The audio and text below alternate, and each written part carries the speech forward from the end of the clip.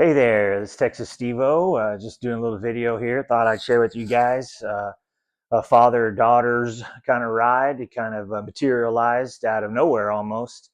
I was looking for something to do wintertime and try to sneak in a desert ride after Christmas, and was originally probably just going to sneak out to the Big Bend region that we call in Texas, where the Rio Grande kind of makes a big bend along Mexico down there. And about the only good public riding we have. And so I was getting ready to sneak out there and ride with some folks, maybe meet up with some people out there already, ride along the border. And my daughters caught wind of it. And so one's 20 and one's 18, and they were riding KLX 140Ls the last, I don't know, since I bought them in 2019.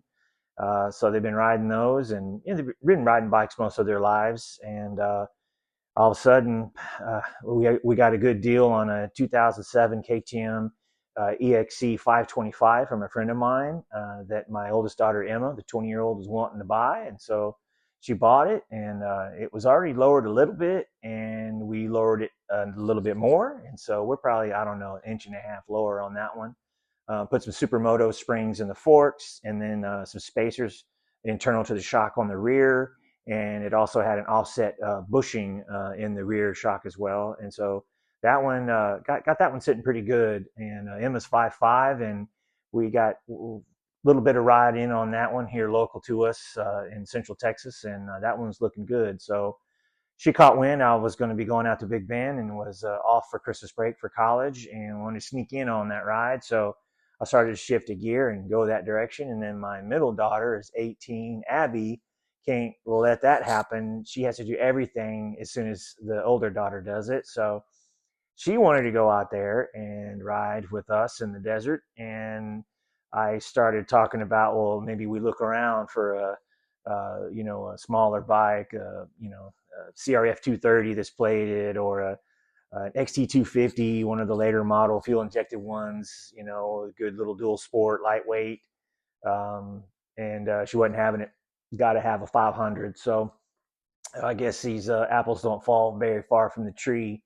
So I have my bike I was going to ride out there with on this ride, a 2023 KTM XCFW 450 that I plated when I bought it. And my oldest daughter going to be on that 525 EXC that's plated. And then so my middle daughter, I kept my original bike I bought new, a 2014 500 XCW that's plated.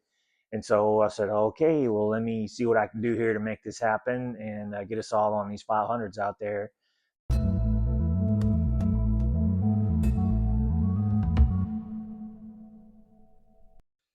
Yeah, so day after Christmas, we got going out there, and I like going kind of Highway 90 instead of the Interstate 10. So we stop along the Pecos Bridge, tallest bridge in Texas.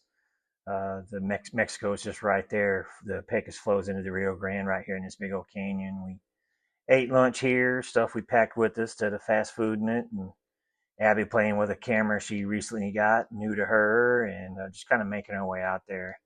It's looking down into the Pecos. I don't like man-made heights, so I'm trying to get across there. Uh, and then this is where at camp. We're at Terlinger Ranch Lodge. We got an RV spot, just $30 a night, I think, for electricity, just to charge our phones and stuff. I don't even think we ran a space heater or anything. Got set up, enjoyed the evening, grilled some steaks, and just kind of hung out that night, getting ready, getting the bikes out, getting them ready, kind of deal. Next day, we got up pretty early and got going, and went out in Terlinger Ranch, just riding dirt roads around the ranch, and get the girls indoctrinated. Had lost a bolt on a bark buster with a little fall over right there, helping Abby get that sorted. Then Emma had another little get off down the road a piece, and sand wash, and couldn't see dust wash, and she righted herself and got back going. We took another little break here, just kind of look out. It's a real good view right there, and got back to it. Little foreshadowing there. We're getting in the groove on the bikes. I'm in the back here videoing on my GoPro, and that's Emma on the 525, and kind of working our way down into a wash. Abby's in front of us, and she cleared the wash no problem, and just Emma get in there and get into trouble a little bit.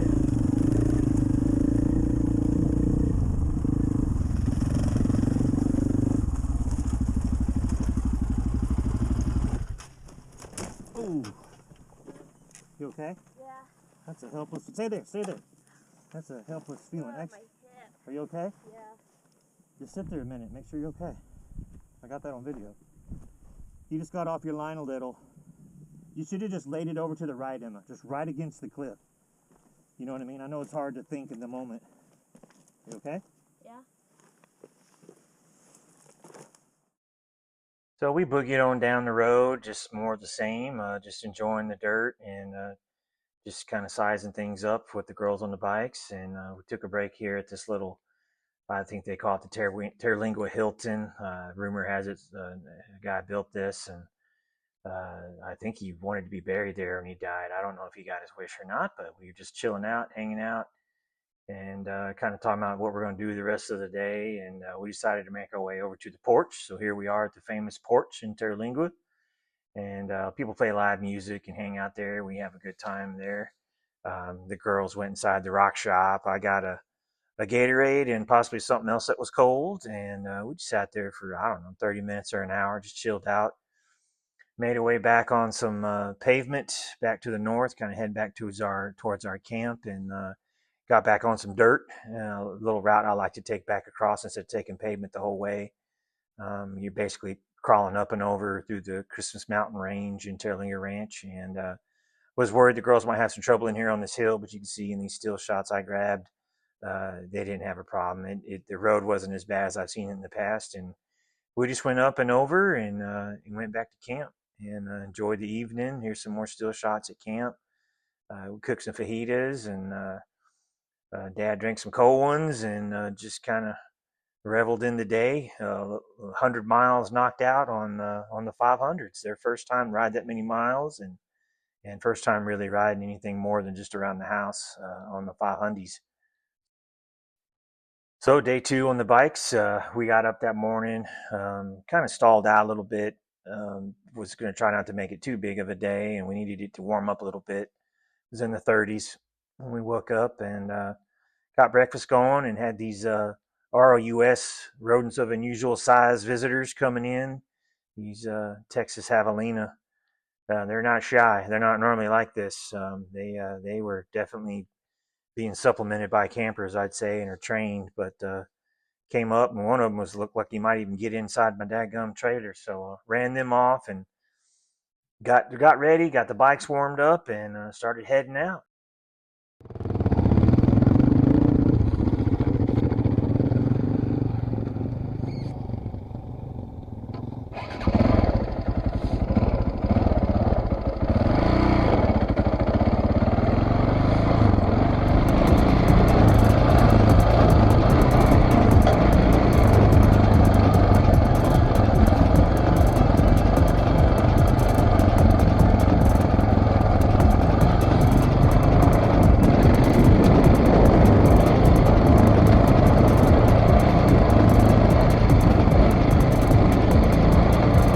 Heading out Marathon Road is a dirt track out of that zone to move you about 20 miles to the east to head into the national park, Big Bend National Park, and which was our plan for the day. Just get some dirt in over that way. Marathon Road is nothing too hard, just a real pretty route. There's some sediment, sand kind of stuff here and there. Sometimes it's worse than others. Depends on how dry it's been and when the last time a maintainer came through, but it wasn't too bad. The girls, I think they fared pretty well through there, and I'll let you just listen to some music as we just kind of move through that country.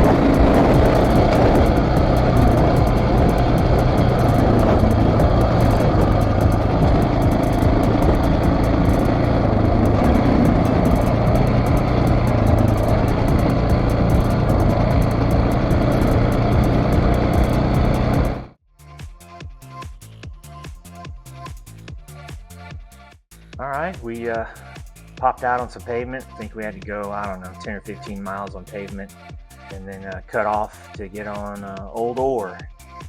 In the national park here, there's a couple dirt roads that are rougher than maybe some of the others. This is one of those. Not all of it, obviously. Like this spot here is pretty just bliss 2-track. It's a spot I like here on a kind of little ridge line sort of spine here, where you can look down a little canyon on your left, look down a little canyon on your right sometimes. You got the Chisos Basin in front of us to the right, a little bit higher elevation out in those mountains, and pine trees and black bears, believe it or not. And so it's just a cool little zone cruising through here. We ride along for a little while. That's Emma in front of me on the 525, and Abby's up front on the 500. And I was surprised. Sometimes Abby, when she's in the front, was letting me hang out a little bit. No fear yet, anyway. And so we boogied along, and eventually we take a break. Little kind of a pull-off spot. A lot of Jeepers and stuff pull over, I'm sure. It's where I pulled over in the past. It's one of the only spots on the road that has that good a view and space to do that out of the way. And we hung out there for a little bit, fixed some loose bolts on some bark busters, and just relaxed a minute. I think we had a snack, make sure they're hydrating and drinking water. Just hung out there for a little while, waiting for some Jeeps to kind of come by from the opposite direction, and saw 4 guys on some big bikes, some Super Adventure 1290s. I think there's 2 of those, a T7 and a BRP, Big Red Pig. Guy was on a 650, and they let us go in front. Thought we would get out of the way, or they'd be in our way kind of thing. So we went first. But you see, we went up this hill and didn't have any problems. The girls were in front of me. We negotiated that hill, and then I drifted. I just got out ahead and kind of just get my energy out, and I had to pull over and wait. And then those 4 guys pull up. The guy on the T7 was like, "Hey, they're back there. They're looking at a gas tank." Said they're okay, and their dad would come back home eventually. So I went back, like Dad's got to do. And I was worried what it was. Brain was going 90 miles an hour, thinking about leaking gas tanks. But I got there, and they had a pretty good get off, the both of them. Abby was in the front and had her front tire washed out. She was changing lanes and had to learn that lesson. And Emma was falling a little too close and had to learn that lesson. But here's a picture of kind of after the scene. They broke my rules and didn't get a picture with the bikes down, but thought we got everything righted, and their armor saved them, and had to tweak some bars and get them squared away, and we were back at it, heading for the next zone, the next challenge, which was got down another little draw and had some little stair steps coming down into it, and then coming out the other end, Abby kind of paused and lost her momentum, and I kind of went around her to kind of show the way, and then got off my bike to see what I could do to help, and that didn't go perfect.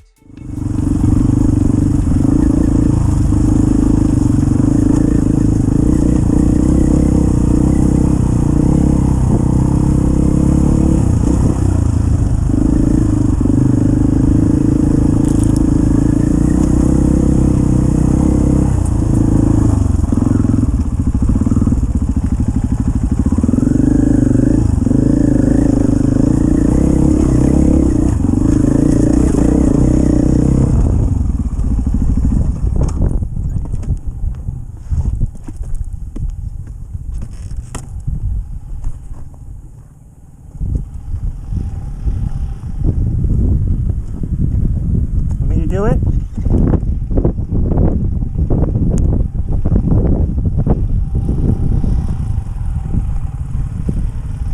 You want me to do it?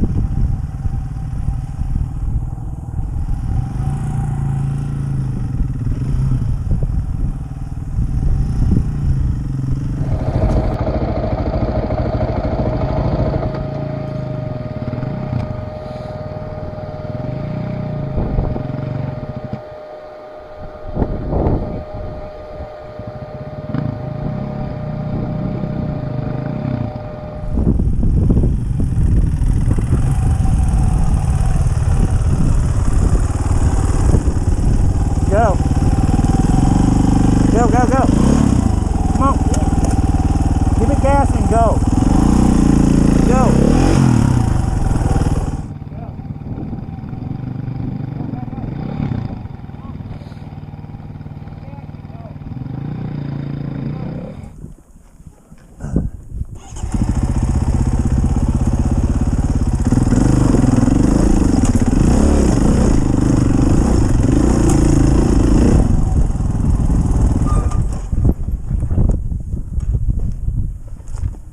I thought you said you wanted to do it, so.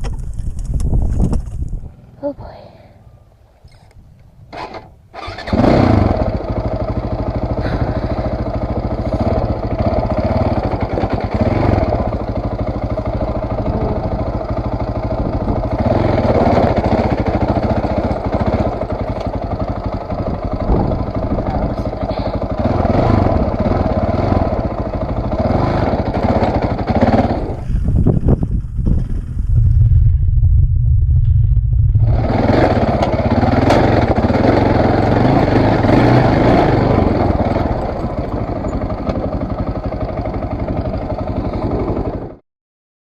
So some lessons learned there, and Abby didn't want to regroup and go back to the bottom, so I kind of let that play out till I couldn't let it play out anymore.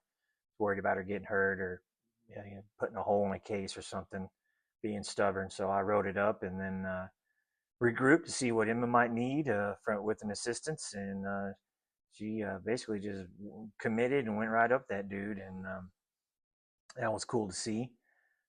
Again, we're all learning the goods and the bads and the ways to get stuff done.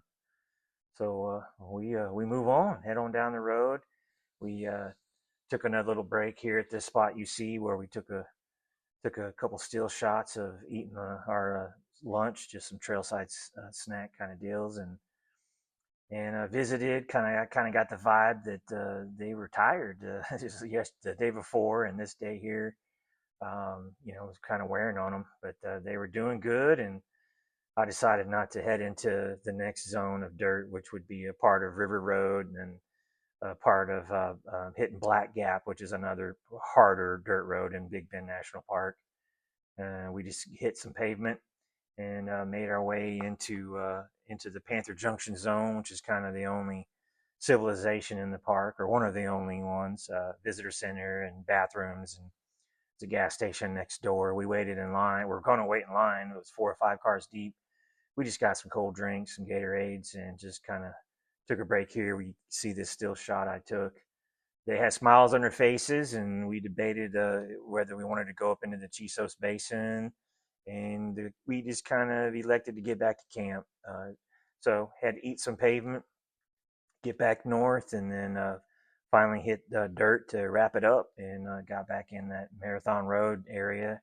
And I hung with the girls some, and then I'd blast out ahead and just enjoy that last bit of riding 20 something miles of dirt, and just I really letting it hang out and then wait for them to catch back up. And I'll let you just kind of watch the video on some of this.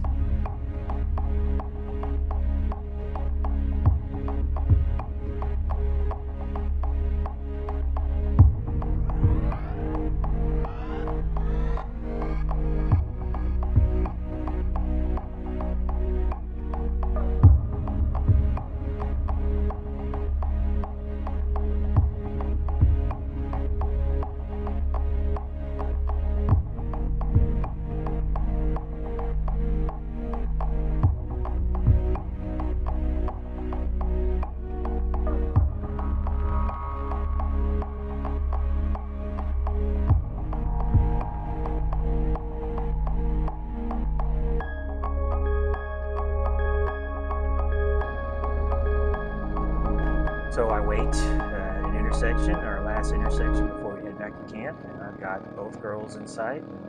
I take off. I think it's 3 or 4 miles to camp, and I can see Abby in the dust back there, and some cars passing, and I just keep going. And then I pull over when we're about ready to pull into our campsite, and Abby's with me. No Emma, no Emma. I waited. I probably waited 10 minutes. I'm like, okay, something's up. I turn around and go back, and I'm riding. I I go all the way back to that intersection where I left her, and there she is. And I'm like, for a minute, I thought she was lost. I was hoping she was there. She was, and I'm like, okay, we're out of gas. Probably pull up and ask her if she put the tank on reserve, and then you saw the light bulb go off. So that was another good lesson. Put it on reserve. Wait a couple seconds. Fires right up. And the old 2007 525 pulls into camp under its own power. All right, back at the house and putting this video together. Thought I'd kind of do a after action report kind of thing. We got back, no traveling problems. Got back home, and we were pretty wiped out. I gave everybody a reprieve. Normally they're used to getting home and I make them unload and start washing bikes and checking for issues, but we all relaxed with the family and got out there the next day, and we were going to go riding that weekend over New Year's, and I was already getting the business about why are we washing bikes? We're going to get dirty again. I was like, because that's what we do after a big trip. So it's kind of resetting things, and um, nothing crazy catastrophic at first. I cleaned up my bike. It's pretty new. It's pretty tight. Just went through the normal stuff, cleaned the air filter, put a new air filter skin on. My bike was still rocking a filter skin, I think, from my Nevada ride a month or so ago. Went out there, and so just normal stuff. And then Emma was cleaning up the 525 and rolled it into my shop and was like, "Hey, I noticed these rocks are in my tire." So in their wreck, I guess they hit hard enough with the low air pressure the tire, gave, and some pretty, I don't know, probably 6, 7, 8, 9, 10 rocks got in between the bead and the tire. So I was like, this is why we wash our bikes and look things over when we come back from a trip. So we flattened that out, got those rocks out, aired that back up, and then I had already noticed the back of her bike when I loaded them when we were in the desert. When I loaded them, I was like, man, that license plate stuff just looks crooked. I didn't recall that on that bike. And then got it back here and started looking at things harder. And here's some pictures for you to look at. But yeah, it's like, okay, started digging into a little more, and I'm like, okay, this subframe's bent. So I, did some MacGyvering and some bending and some pushing, and took me a little while to get it kind of back where I was happy with it, and not rubbing that muffler.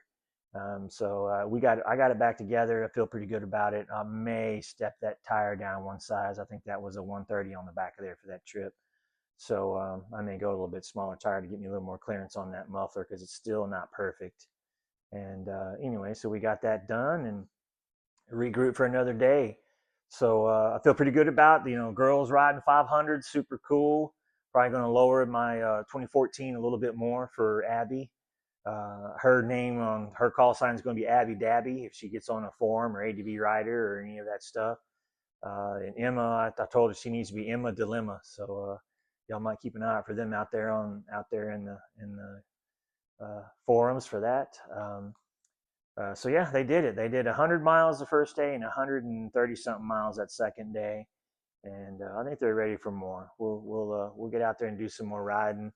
Right now, I'm just kind of getting ready for a ride in Arizona. I'm gonna try to sneak out there in about a month, and another winter ride in the desert. It's hard to beat that, man. I really love it. I think I'm gonna end up being solo and probably do it on the Super Enduro here. So I'm kind of getting him ready. Just normal maintenance and tires and just kind of playing with some packing, trying to decide if I'm going to camp off of it or not. Weather dependent. So yeah, that's hope y'all enjoyed this, and I'll try to put some more stuff out there as I get out there and experience some more. Get you next time. Texas Steve-O out.